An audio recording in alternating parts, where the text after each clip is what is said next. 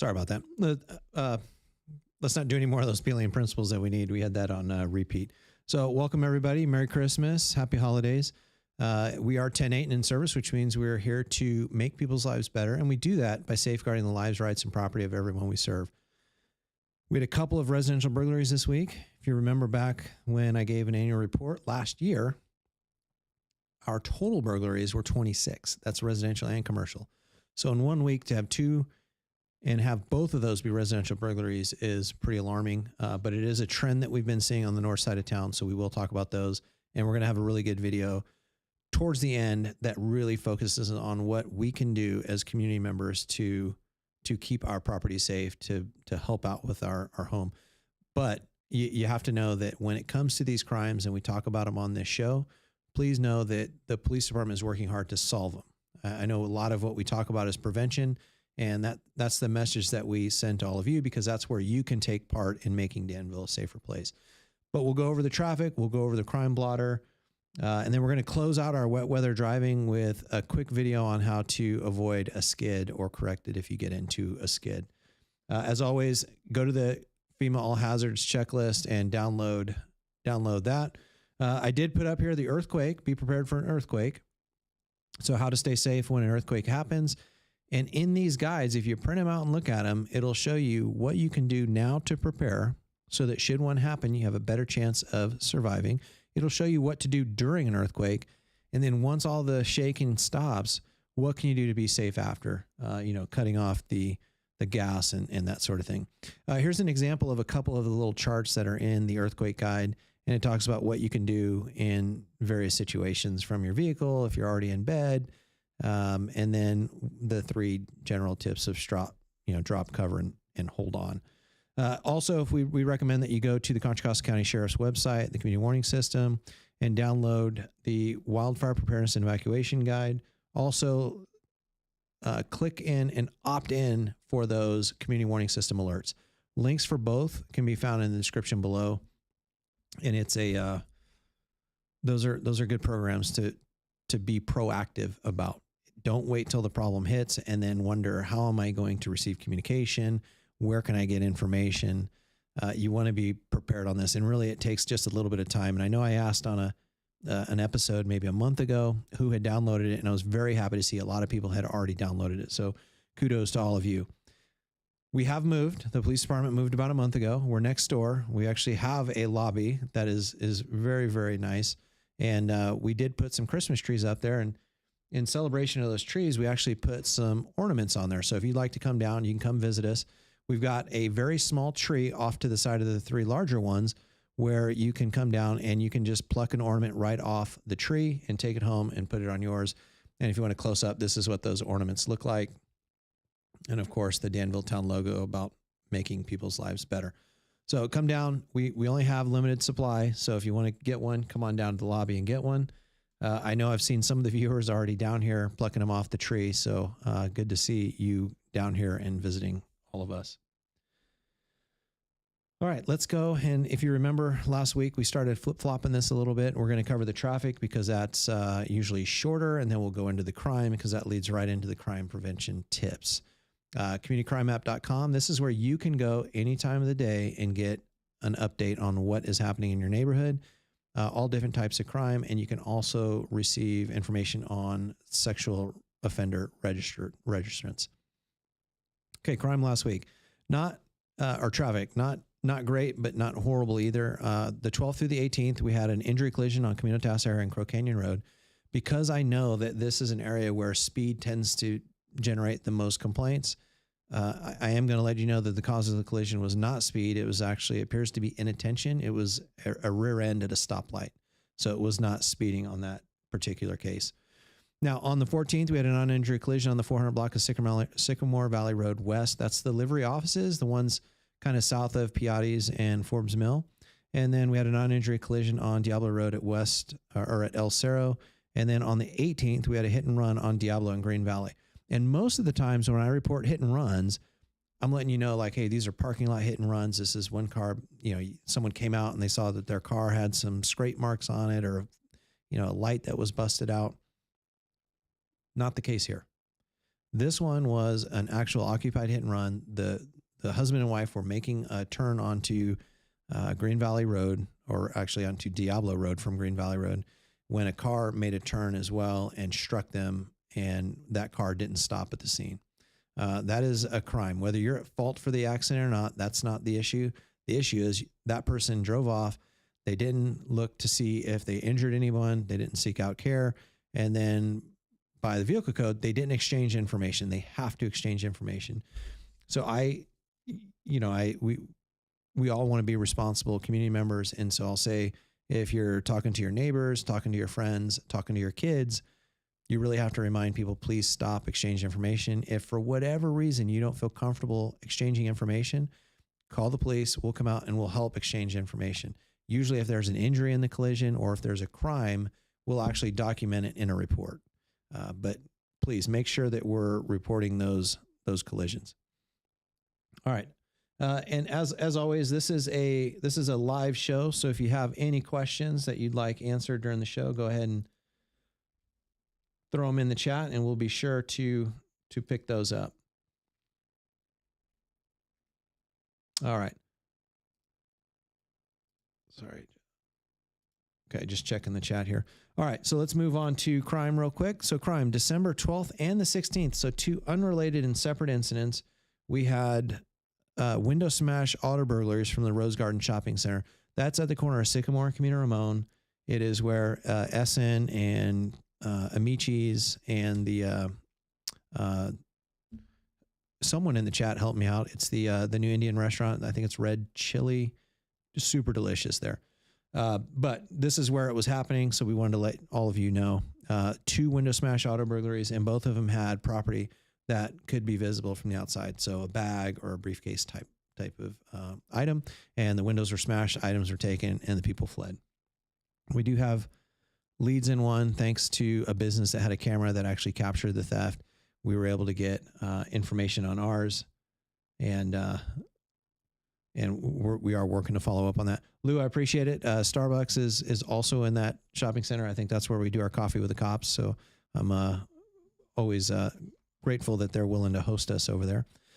On the 12th, we had a theft of a bicycle, and this was one left in the front yard. And I have to admit, I warned my kids and my kids' friends, don't leave those bikes in the front yard. There was a period of time 7 or 8 years ago where we were having bicycle after bicycle stolen. It was one person doing all the thieving. And when we caught him, he said, and this is from his mouth, he said, if people are going to leave their property in front, then they deserve to have it stolen. And so that was the criminal's mentality. Now we know that the crime is 100% the criminal's responsibility. We know we should be able to leave our bikes in front. We know we should be able to leave our cars unlocked, our doors unlocked. That just isn't the case. If you want to protect your property, we recommend don't leave it in the front. I know at my house, I have a little bit of a courtyard. And so I at least tell the kids, just put it out of sight. Just put it around the wall there so that it can't be seen. But the best thing is to put it behind a locked door, such as your garage. That's our best advice on that, is leave everything out of sight. On December 13th, we had an attempted theft of a catalytic converter from the Nose Bagel parking lot on Railroad. So this is interesting, and we don't know exactly how the attempt was made, as far as or how it was interrupted. We know how it was made. They jack up the car and they cut the pipe. But in this case, someone had noticed what appeared to be the jack under the car. So they went and told the owner of the car, hey, I see this jack under your car. You might want to go check it out. I think someone's stealing your catalytic converter. Lo and behold, what it was the jack was there, the car was lifted up, and part of the pipe had been cut. So someone or something in this parking lot scared him off. Now, here is why I give more detail on that particular case. When we talk about crime prevention through environmental design, when we talk about how can you design an area or make it so that crime is less attractive, that shopping center is actually really well designed. There's the Iron Horse Trail on one side. There's 2 rows of parking. Pete's and Noah's, there's always crowds of people there. There are transitory businesses. So Pete's, Noah's, Orange Theory, the restaurant on the end. Someone else has to help me out with this one. I'm having a loss there, but there's things that cause people to come and go. So you have natural surveillance is very high there. And if you look, the trees are well trimmed, the bushes are down. and there is good sight line. So someone walking or running or riding on the trail, they can see into that parking lot. People that are visiting NOAAs can see into that parking lot. So it would be very hard to steal from that parking lot. And so I have to assume that just by chance, natural surveillance played a part in this and scared those people off. And so when we're thinking of how do we design our shopping centers, how do we design our homes, our front landscaping, those are the kind of things that we're looking at. We're looking at how can we make it uninviting for the criminal. All right, on the 16th, and this is to show you that all thefts are counted. If they're reported to us, we count them, and it goes against our yearly Part 1 crime total, and that is on the 16th. We had a hat that was reported stolen from the bowling alley on Boone Court. And then again on the 16th, we had a report of a stolen license plate from the owner on Mustang Drive, and we've talked about that before, where the owner doesn't know where the plate was stolen, but we take the report anyway because it's important that other officers know that that is a stolen plate, because that car could then be doing other criminal activity using that stolen plate. I'm going to highlight these 2 residential burglaries. There's 3 listed on this map, and that shows you kind of the power of the communitycrimemaps.com is it shows you for the whole county. So you're going to get a good picture of what's going on. So on December 18th, we had 2 residential burglaries that reported. One was, it had actually taken place on the 16th, but wasn't reported until the 18th. And it was property that was taken from an unoccupied home on El Alamo Court. And then on Torini Court, we had property that was taken from an unoccupied home there. Now, we have seen in that area, and let me put it back up, but in this northern area, I would say mostly between El Cerro and Stone Valley Road, we have seen an increase in burglaries. And that's not to say that people living there should have more caution than other people, because we should all have the same level of caution. One of the things that we talk about when we speak about crime prevention is we, as the police, we continue to push the message of crime prevention through environmental design, what you can do to avoid being a victim, site management, all of those things. And we talk about them on this show all the time. People don't tend to get activated until it's affecting them, until the crime has happened. I've fielded calls for crimes that have happened, for these residential burglaries that have happened in our area. We've gotten calls to the front counter. I know my partner up in Alamo has been receiving calls as well, and we're happy to answer all those calls. What I'm trying to do is illustrate that it is happening, and there are things that we can do to help prevent it. Please know, again, I said at the top of the show, please understand that all of the officers, the detectives, are working hard to solve and prevent those crimes. So we do realize the intrusion that is felt when someone breaks into your home and takes your property. We understand that. And so we do spend a lot of resources on that. If you look at the crime totals, you'll notice month after month, we're showing, and I'm sorry for the altered display here, but month after month, we're showing, zero crime for the violent crime. So the residential burglary tends to be the most significant crime that we have, and it's something that we take serious. So let's look at, I did want to reach out, and I wanted to provide some tips and maybe throw some slides up, but while I was doing my research for this show, our partners down at San Jose PD a couple of years ago actually put together a really good video, and I do want to play that, but let me do one thing first. I'm going to have to switch this up because I do have to get this video in and play that. But let me do one thing. I'm going to switch the show up. I'm going to cover the final thought right now, and that's how to prevent a skid. And so bear with me while I pull this video in. Okay, so how to prevent a skid. So let's say that you're driving and you start to lose control of a vehicle. The first thing that we tend to do is we tend to look at the hazard in the road. We tend to grip the steering wheel. We tend to slam on the brakes. And with this little video, it's a minute video. It's put on by Geico, and it will provide some prevention tips on what you can do to avoid creating or causing an accident due to a skid. 60-second smart skill, correcting a skid. Skidding can happen when there isn't enough friction between your tires and the road. It's something more likely to happen when driving in rainy, icy, or snowy conditions. Having good tires is important. Check your tire pressure using your owner's manual or the tire placard on your vehicle's door to find the correct PSI. You can check the tread wear by using a tread depth gauge. If your treads are at 4/32 of an inch or less, it can reduce your stopping capability in wet conditions. Slow down and drive at a steady pace. Don't make sudden moves with steering, braking, or acceleration. Keep both hands on the wheel and maintain a safe distance from other vehicles. If you do skid or fishtail, don't brake. Take your foot off the accelerator and focus on regaining control with a gentle correction. Remember, always steer into the skid. If you fishtail to the right, gently turn the wheel to the right. If you fishtail left, gently turn to the left. But don't turn the wheel too far. It could cause your car to fishtail in the opposite direction. Stay in control and drive safely. It's what you do. Geico.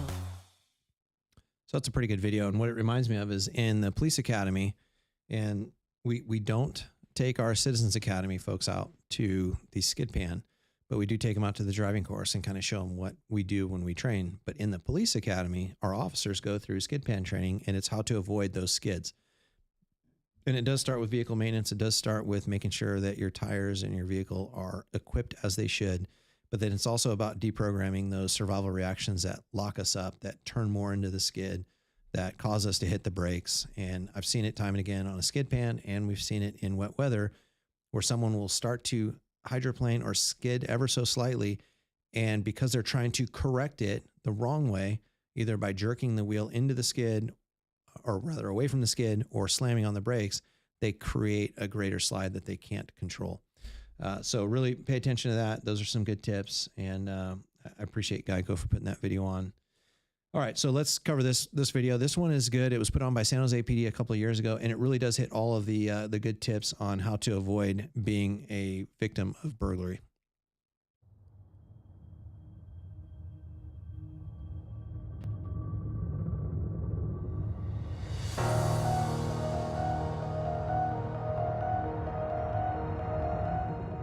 According to the FBI, it is estimated that a home is burglarized every 26 seconds in the United States.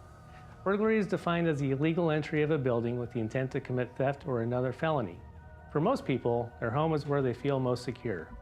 Being victims of home burglary can leave your family feeling vulnerable and violated. Burglars are opportunists. They are looking for easy targets. If the risk of being caught in the act is too high, most thieves will not attempt entry. Don't be a victim of home burglary. Improving the security of your residence is easier than you may think. Here are some simple, common sense things you can do to protect your home. Start with the outside.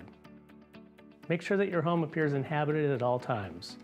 A good way to do this is with exterior lighting. Eliminate any dark areas where a would-be burglar could hide. Put lights on a timer to give the appearance that your family is home, even when you're not. Exterior lights on motion sensors are an excellent way to frighten away unwanted guests. Keep your yard well maintained. Unkempt lawns and trees give the appearance that your home is rarely occupied. Overgrown foliage can also provide would-be thieves the cover they need to break in. Lock your doors. According to the FBI, about 38% of burglaries in the United States are classified as unlawful entry, meaning that the intruders were able to gain entry without breaking in, usually through an unlocked door. A significant number of home burglaries could be prevented with this one simple step: locking your doors. Back doors and windows are favorite targets for many thieves, as they are less visible and homeowners often leave them unlocked. Make sure that all exterior doors have a high-quality deadbolt and keep them locked. Sliding glass doors and windows can be easily secured by placing a locking device or a piece of wood in the lower track to keep the door or window from opening. An open window visible from the street may be the sole reason a burglar selects your home. It's best to close and lock all doors and windows, even if you have to go out at night. An alarm system, along with signs with the alarm company name, can greatly increase the security of your home. But, just like locks, in order for an alarm system to be effective, it needs to be well maintained and used. Get into the habit of setting the alarm every time you leave the house. Just like yard signs warning the burglar that you have an alarm system, visible surveillance cameras around your house forewarns the burglar that they are being watched and that they will be caught. Again, convince the thief that your home looks like too difficult a job before he attempts to break in. Install a peephole in your main entry door and get in the habit of using it. Be sure the whole family knows not to open the door for people they do not know. If someone claims to be a part of the utility company or public agency like PG&E or the water company, ask for identification. It is very rare for such an organization to knock on your door unannounced. If you are unsure, do not allow the person into your home and call the police. Inside your home, it's easy to make your personal property less attractive to thieves by engraving your driver's license number on each item. This makes it harder for criminals to sell and easier for the police to return your things to you. Do not engrave your belongings with your social security number. Your social security number is a path to all sorts of identity theft-related crimes that can be much more costly than any of your personal belongings. Also, consider getting a safe for important documents like birth certificates, passports, and credit cards. One often overlooked but extremely effective way to protect your home is to develop a good relationship with your neighbors. Good neighbors can look out for each other's homes, communicate with one another, and establish a trust. The best way to have good neighbors is to be a good neighbor. Keep an eye on your neighbor's home while they're away. Collect their mail for them. Check on their house and report any suspicious activity to them and to the police.